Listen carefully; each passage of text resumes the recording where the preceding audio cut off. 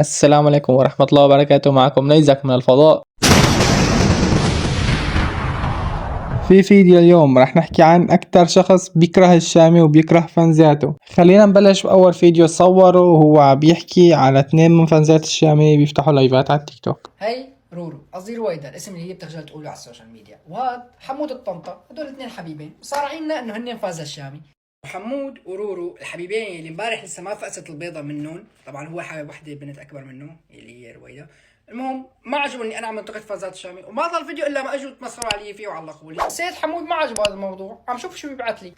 هاي حكى لكم على الأشخاص اللي عم يحكي عليهم اللي عم يفتحوا لايفات على التيك توك، وشرح لكم العلاقة يلي بين 2 مراهقين على التيك توك عم ينشروا المراهقة اللي هن عم يعيشوها على قصة حب وهالحكي. المهم خلينا نشوف ايش كان رد الشخص يلي حب يسميه طنطا، وبنعرف كمان ليش سماه طنطا. مش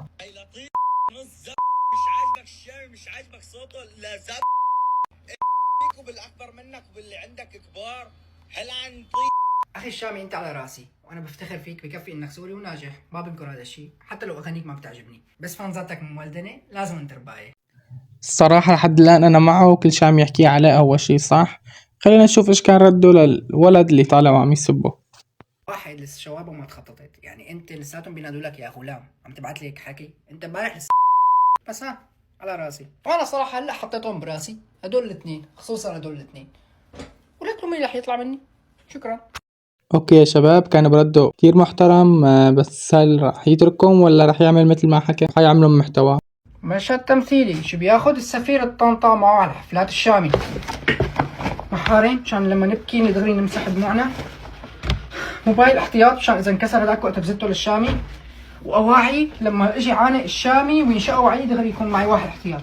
شو كمان يلا اذا نسيت شي بجيبه.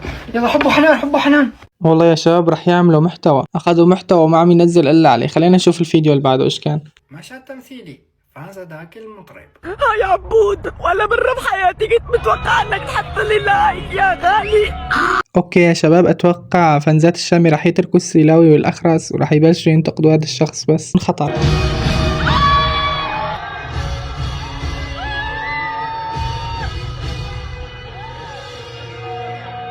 هاي شامي كيفك؟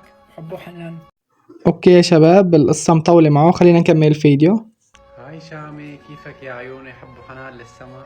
هاي شامي، كيفك يا عيوني حبوا حنان؟ بما انه نحن جنودك ونحن تعبك، فنحن رح نتم معك لاخر العمر. عراب الجيل دايما فايز بعيون جيله. حبوا حنان. والله يا شباب التمثيل متعوب عليه. أول ما بقلب المشهد بحس شخص تاني اللي عم يصور، مو هو نفسه. حبوا حنان، حبوا حنان، نحن جنودك، نحن جنودك لاخر العمر. عراب الجيل هو دايما فايز بعيون جيله. انا بحبك شامي، انا بحبك. عبود حط لي لايك يا متقلع. هاي عبود، انت اللي بتعطيني امل بالحياة، وكلماتك هي اللي بتقوينا لحتى نكفي الطريق. حبوا حنان يا متقلع. اوكي يا شباب، اذا كنتم فاكرين انه هون خلص انتقاده لفانزات الشامي فلا، بتكونوا غلطانين. مشهد تمثيلي، فانزات هذاك المطرب. هاي عبود، انت بتعطينا الامل بالحياة، وانت اللي بتخلينا نكفي طريقنا بهالقوة. حبوا حنان. هاي شامي كيفك يا عيوني؟ حبوا حنان للسما، بما انه نحن جنودك ونحن تعبك، فنحن حنكفي معك لاخر العمر.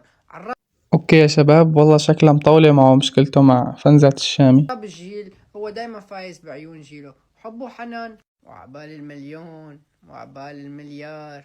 حافظ كل اغانيك، كل اغانيك من اول واحدة لاخر واحدة. حبوا حنان. اوكي يا شباب، عيفونا من قصة مشكلته مع فانزات الشامي.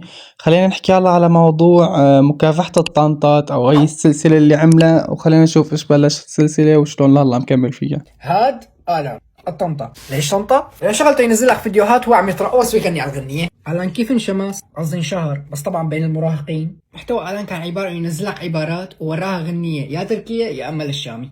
طبعا عبارات تكون عن حب وحزن، انه ياي انا اللي بفهم البنات وانا اللي بفهم العلاقات والارتباط، وكل المراهقات بس شوفوا عباراته. هون كان عم يحكي على آلان، شاب مشهور بالتيك توك، متابعينه أغلبيتهم تحت سن 18 تقريبا، فبحكي إنه متابعينه مراهقين ودعمه ومحتوى سخيف. فخلينا نشوف إيش حكى عنه غير هيك. ألان بحبك ألان بحبك. نزل غنية وما جابت له مشاهدات، لأنه أكيد يعني صوته مو للغناء. بيوقف؟ لا طبعا، بيرجع بينزل لك غنية تانية. انا بحب بارك لك طبعا، تعرف ليش؟ لانك قدرت تشمس حالك بس بين المراهقات. اوكي يا شباب، هون خلص حكي عن يسكت يتركه بحاله، لا قرر يحكي على اصحابه. هاد احمد وليد الطنطا. ليش طنطا؟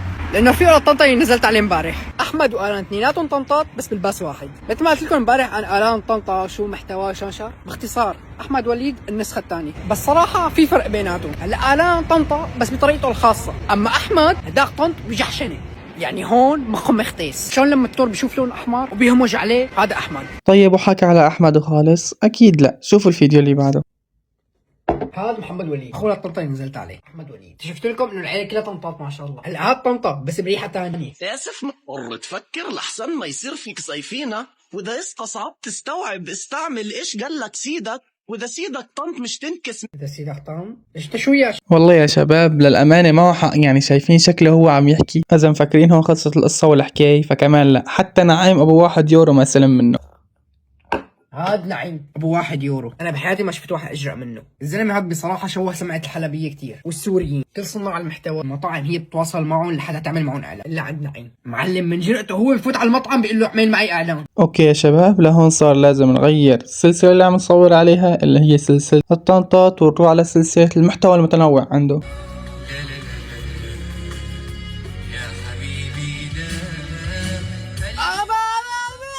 للأمانة الواحد غلط يصور هيك فيديو، لأنه بيعتبر قلة ذوق، يعني شخص أخرس عايف حاله وما سلم منك يا زلمة.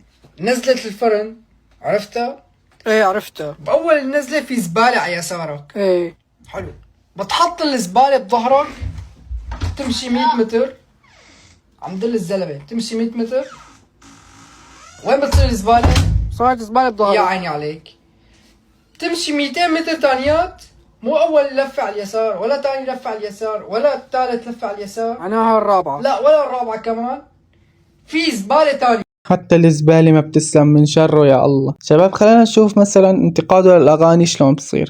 نزلت غنية إعلان ونايا، والغنية هي بتجنن كتير، بينفع يسمعها واحد أطرش ويغنيها واحد أخرس، أو تكون غنية بطيور الجنة مشان ابن أختك يبكي أكتر. مو بس هي الغنية، حتى حكى على غنية وائل. بكفي خوف من المجتمع. غنية وائل كتير حلوة، وأحلى بارت فيها لما سكت، وبتمنى الغنية الجاية اللي راح ينزلها يضل ساكت فيها. اوكي يا شباب خلينا نختم بهذا الفيديو لإله. لحظة شوي، أكيد اللي احنا فاهمين الموضوع غلط. هي عم تبكي لأنه الشامي أخذ الببروني تبعها. اوكي يا شباب لهون بيكون خلص الفيديو. اذا حابين نحكي عن فانزات الشامي والاطفال اللي بيتابعوا وبيطلعوا بصوروا فخرجوا نعمله بالفيديو القادم، فلا تنسوا اللايك والاشتراك والصلاة على رسول الله، والسلام عليكم. دربنا درب طويل فشدوا الرحال، نحن رفعنا أخي راية الخير عاد. دربنا درب طويل فشدوا